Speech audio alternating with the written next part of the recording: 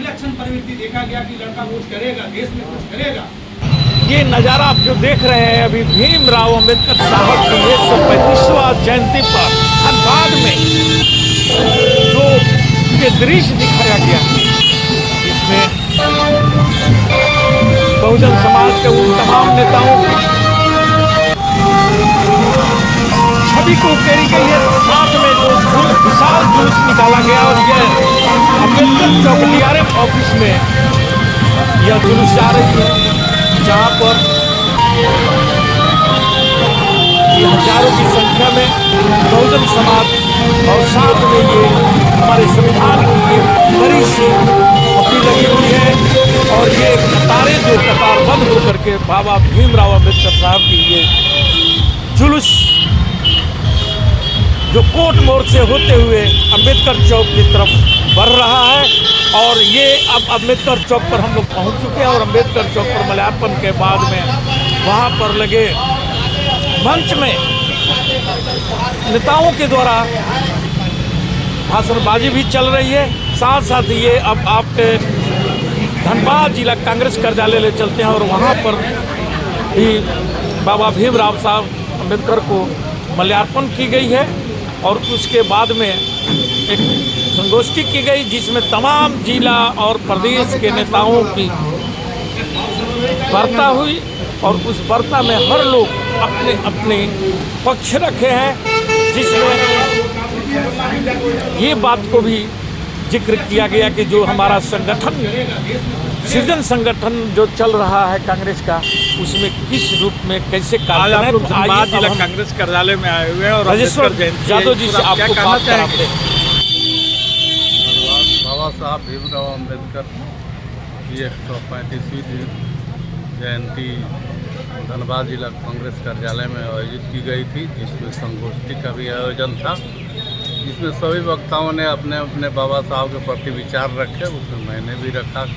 बाबा साहब भीमराव अम्बेडकर ने जो इस देश को संविधान दिया, जिसे संविधान के रूप में जाना जाता है, संविधान निर्माता के रूप में जाना जाता है।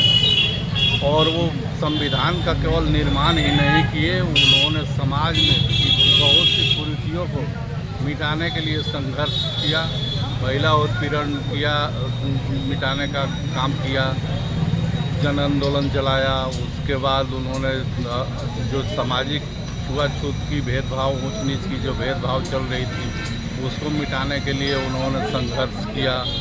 वो संविधान निर्माण के साथ साथ एक बहुत बड़े अर्थशास्त्री और कानूनविद भी थे और उन्होंने अनेकों भाषाओं का ज्ञान था। और वो समाज को ऐसा संविधान दिया जिसमें कि गरीब से लेके अमीर तक सबका समान रूप से अधिकार दिया, सबको जीने का समान अधिकार दिया गया है। और सभी धर्म के लोगों को इस धर्म की निरपेक्षता को बनाए रखने के लिए सभी धर्मों का समान अधिकार दिया गया। किसी तरह का भेदभाव नहीं हो, इस भेदभाव मिटाने के लिए। और उस पीरियड में इतनी ज़्यादा असमानता थी इस देश में कि जिसके चलते बाबा साहब ने अंततः बौद्ध धर्म का भी स्वीकार किया और बौद्ध धर्म में शामिल हुए।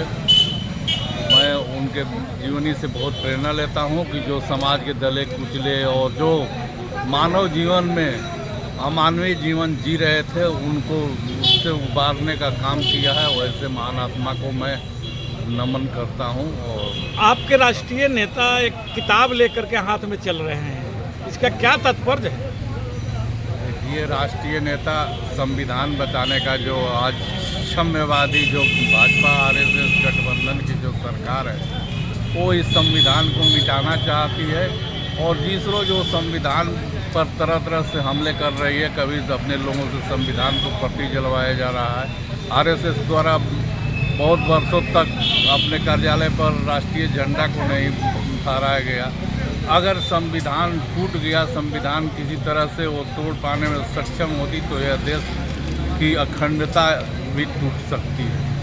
वैसे स्थिति में राहुल गांधी जी ने इस देश को एकता और अखंडता बनाए रखने के लिए इस देश के पूरे भ्रमण किया और संविधान का कॉपी देकर लोगों को जागरूक किया। जिससे कि कुछ लोगों में जागरूकता आई है, जो बात को समझे हैं। उन्होंने भाजपा का लोगों को हराने का काम किया। उछल बल कल से वो 240 सीटें पा ली थी, लेकिन जिस तरह से राहुल गांधी जी के अभियान से इस देश की जनता प्रेरित हुई थी, इस देश के लोग समझे थे कि अगर संविधान नहीं रहता है तो हम सही ढंग से अपना जीवन यापन नहीं कर पाएंगे। इसलिए हमको संविधान की रक्षा करना है, और जो कांग्रेस जो संविधान दिया है, कांग्रेस ही संविधान को सच्चे ढंग से इस देश के लिए रक्षा कर सकती है।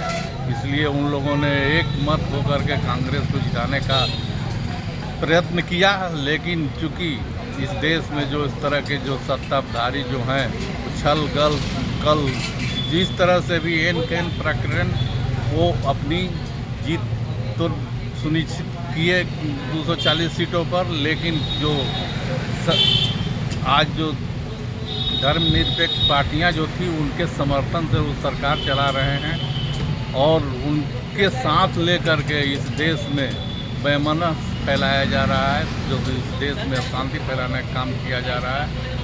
और वैसे लोगों को पार्टी संरक्षण देती है जो इस देश में अशांति फैलाना चाहती है। संविधान को ताक पर के रख के और उनके लोगों द्वारा अनैतिक कार्य किए जाते हैं, उन पर कोई कार्रवाई नहीं होती है। इस तरह से देश बहुत ही असमंजस की स्थिति में चल रहा है। वैसे लोगों को से सावधान रहने की ज़रूरत है, और संविधान के माध्यम से वैसे लोगों पर कार्रवाई होना चाहिए।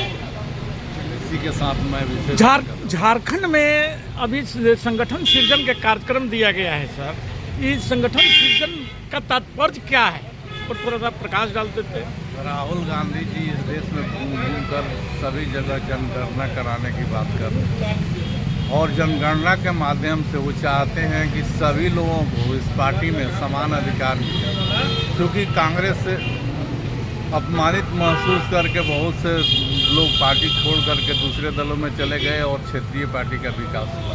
तो राहुल गांधी सभी लोगों को एक साथ जोड़ना चाहते हैं, और सभी लोगों को जोड़ने के लिए समान अधिकार देना चाहते हैं। और जनसंख्या के बल पर जनसंख्या की गणना होगी, किसकी कितनी जाति की जनसंख्या है, उसी आधार पर उनको पार्टी में सम्मान दिया जाएगा, और यह पार्टी तभी मजबूत होगी। और कुछ जो मनुवादी विचार के लोग जो हैं वो इसका विरोध कर रहे हैं, नहीं चाहते हैं कि राहुल गांधी जी के आदर्शों को चलें और उसके अनुसार हमारा संगठन चले, जिससे कि संगठन सृजन के साथ साथ सशक्तिकरण भी आए। बहुत बहुत धन्यवाद सर, आपने हमारे कुछ न्यूज़ को समय दिया।